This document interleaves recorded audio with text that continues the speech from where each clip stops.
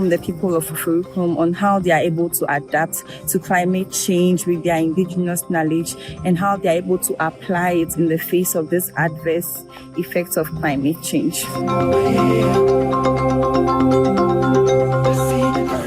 No country, no community develops without its knowledge. And that makes indigenous knowledge a pillar when it comes to development in every facet of a community's life. This is a program we have started maybe 5 years ago, the African Learning Institute. It's an idea we brought up that brings community, academics, politicians all together to discuss and come up with common solutions. So the purpose this year was to give the opportunity, especially to academics in Finland and in Copenhagen.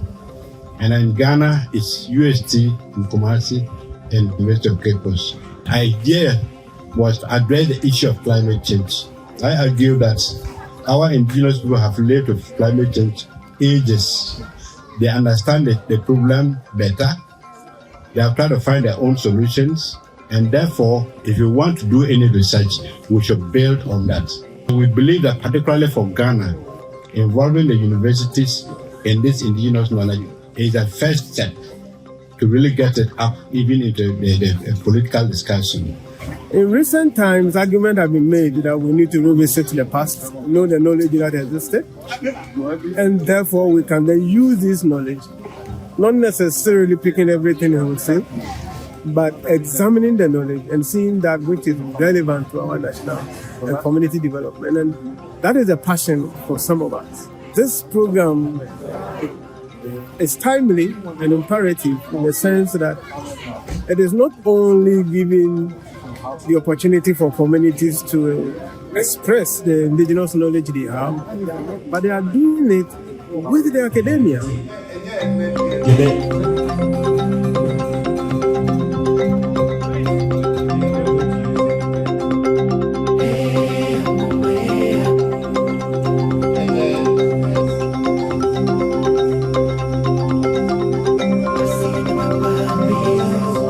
It's been really interesting, and then it has really unveiled a lot of things, because back in Cape Coast, like, we just read about them, but we don't know that they are really practicing it. So coming here and then hearing the indigenous people themselves, like, tell us about how they are able to use these local knowledge systems to adapt to climate change in terms of food security, herbs, growing, and then all that. It's been really insightful, and I think I've learned a lot from it. I never thought of indigenous knowledge, but when I came for this particular program, I saw that there were a lot of things that we were doing, relying on the farmers, to be able to learn from them, especially from our students, to know that, oh, these are the things that they are doing. We learn from it, and then we also bring our scientific or theoretical knowledge to be able to iron out what they can do to be able to promote the sustainable agriculture or the sustainable food system. We are here seeing nice mountains stuff we've been talking of back in school. We've enjoyed some local dishes.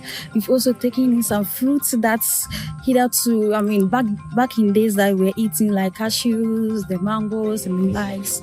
It's here in abundance, and in fact, we have learned a lot. The olden days, through culture, the day to preserve lands, day to preserve the forest, day to preserve even the food that we eat. We have to go back and pick up these things, this culture, these kind of foods that we eat, this knowledge system, so that to help us going up as new generation.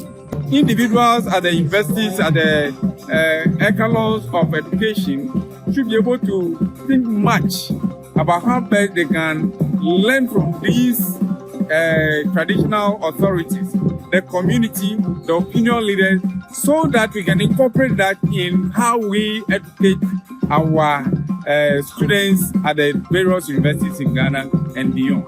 And we hope that this is not a beginning, because we're going to have many more ALIs for different purposes.